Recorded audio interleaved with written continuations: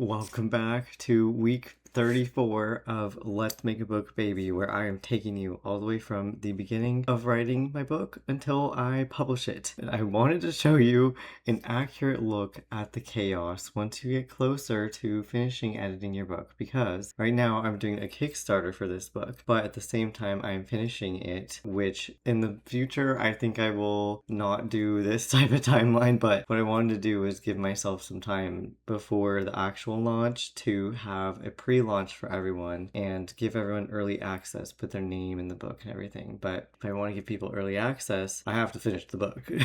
So this is what my workspace looks like right now. You can see a little illustration that's going to be in the book. That's Ari and Marcus. That's a spoiler, I'm sorry. This is a previous illustration I did in Ari's parents' book, where I realized that one of you pointed out, who was rereading, my friend Lucas and I had worked on this map together. It was going to be the end paper for the special edition, but then Lucas was like, hey, look, you had drawn a map in the background of this illustration before. And I was like, oh. So now I have to redo the end paper. On top of that, my book is currently with sensitivity readers, beta readers, and my editor and myself at the same time. We're all working on it at the same time. I think the document is going to break soon, and I'm afraid.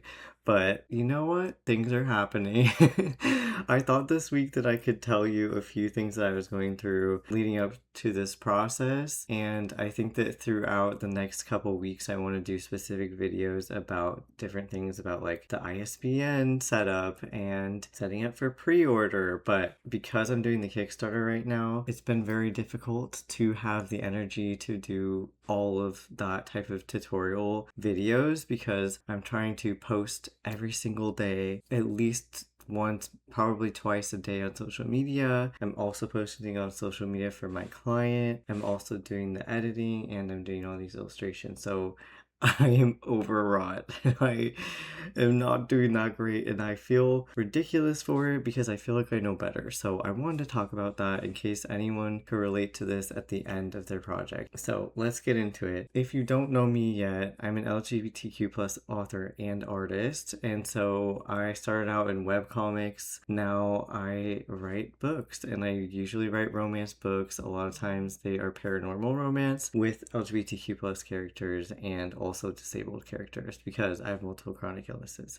So this book has all of that. It's like a steamy werewolf romance book. These two are childhood best friends. Didn't realize that they've been in love this whole time. They've been fooling themselves.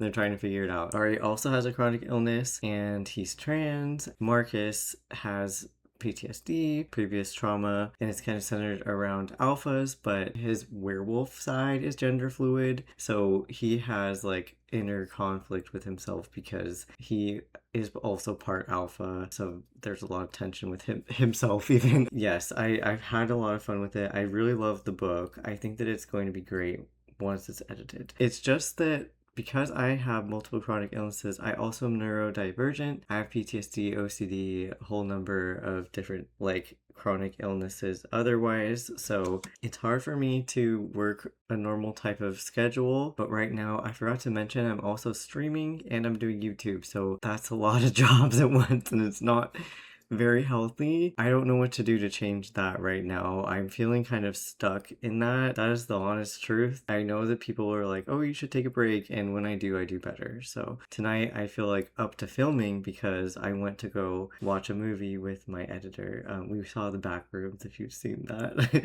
which was cool. It was trippy. I love picking apart psychological thrillers. Having space for that is another thing because I do have all these obligations and it's kind of stressful. So I think that part of the reason that that's happening too is that once I'm editing, my brain has a harder time because my OCD symptoms rise. If I give in to some of these compulsions, it just increases the obsessions. That's really what is the root of OCD. The issue is the compulsions. The more that you do them, any of your rituals or feeding into your intrusive thoughts or something, that is the actual reason why it becomes more prevalent and wastes more of your time throughout the day. So every single time I edit a book, I'll just latch on to different pieces of it. Usually for me, it lands in like some core area. So I have harm OCD, which means I'm afraid of causing harm. So like if I'm writing something is accidentally offensive, that's really difficult because I also want to know if it's offensive or not. But then I have to like parse out what the sensitivity readers are saying and what my OCD is telling me that's not actually true. So sometimes I will latch on to different things that people are saying that's like not even that bad, and I'll like worry like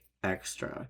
So Kickstarter, good news is that they selected my project as a project we love. So that was a good first week. We also like first hour surpassed $1,000 raised, which was very exciting. I'm very grateful. Thank you so much to everyone who supported it. But the campaign has kind of plateaued, so I started being hard on myself. And I think there's multiple different reasons. There was like a holiday in the US that I'm personally not feeling up for celebrating right now in a country that doesn't accept trans people. And as a trans person, I mean, among many other social human injustices, speaking of not wanting to harm anybody, seems like the opposite is true for our government right now. I'm just not funny. It's just terrible. Since I was already in this mode, I was like, I want to share this cute illustration, and I'm just getting stuck on the details of things and being like, well, what if this is offensive? Like, or what if this is wrong? Like, what if my research was wrong? Because Marcus has 4C hair and I do not. His hair is like has like that's what it's called, like the certain type of curl pattern that he has, and so I was latching onto that and being like, oh my god, what if like I drew him and it's like stupid that he has like not his full braids covered because they're gonna get messed up when he's sleeping. It's like, okay, I did all the research for that. I asked sensitivity readers and stuff, but then like when I have OCD come up, it doesn't take logic for an answer. It's always like, well, what if someone else has a different opinion and you're actually wrong and all this stuff? Because I'm like, I already know that this community has faced so much harm, and I'm like, oh, I don't want to be part of that and all this stuff. So that's the type of thing that I'm talking about, where then I was going to share this illustration. I was super excited about it, feeling great about it, and then it got delayed 24 hours because I was overthinking it that whole time, going back and forth, and didn't realize that I was giving into OCD compulsions until it was too late. That's very normal for me when I get to this stage, and I think even if you don't have OCD, it's very normal to start over analyzing, because part of editing is over analyzing, and it's very difficult to find the line between like, oh, when is this going too far? Like, when are we getting too deep in the weeds here? Does this actually really matter? Is this actually all that bad? Versus this actually really needs to change. So that's tricky. It's a tricky place to be in. I do like editing. I like the feeling of like, oh, we made these changes and I feel like it's a better book for it. But it is a very sometimes painful process for me because I have OCD.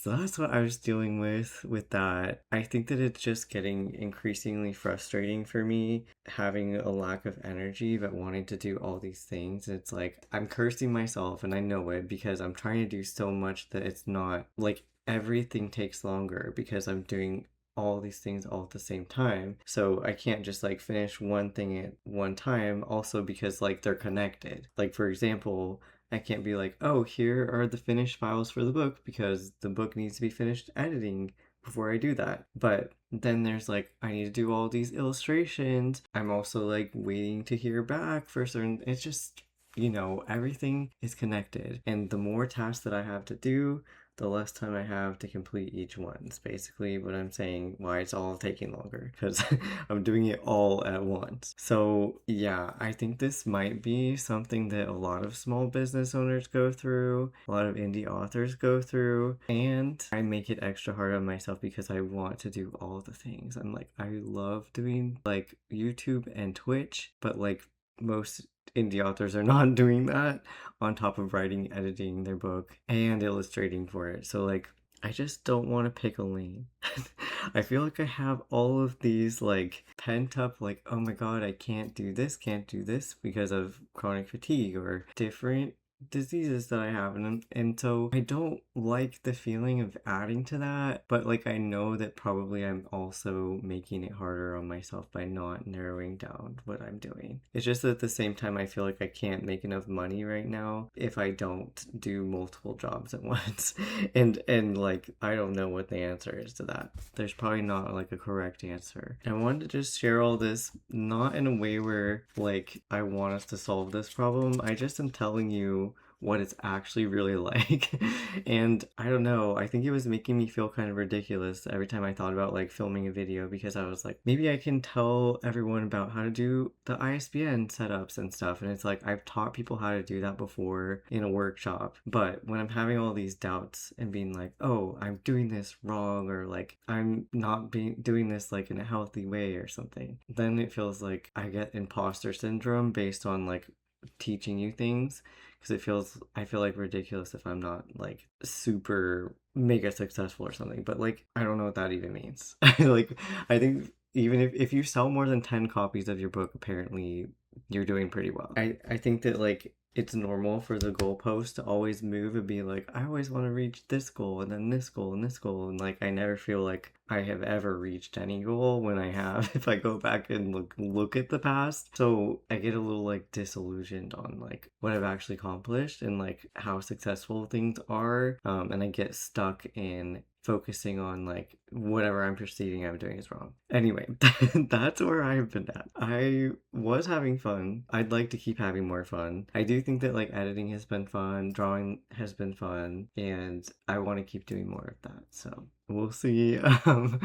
But I hope you're doing well. The Kickstarter is still up, but is ending on July 31st, but it's like at noon, because I set it for exactly 30 days and I launched it exactly at noon live on Twitch, which was very fun. So thanks if you're hanging out. I loved it. I had a blast with everyone. I think that having the pressure of a deadline also isn't very fun, but such is life. There's got to be a deadline eventually. Anyway, I hope you're doing well. Thanks for hanging out here with me, and I will see you again very soon for more like in-depth tutorial types of things. Okay, goodbye for now.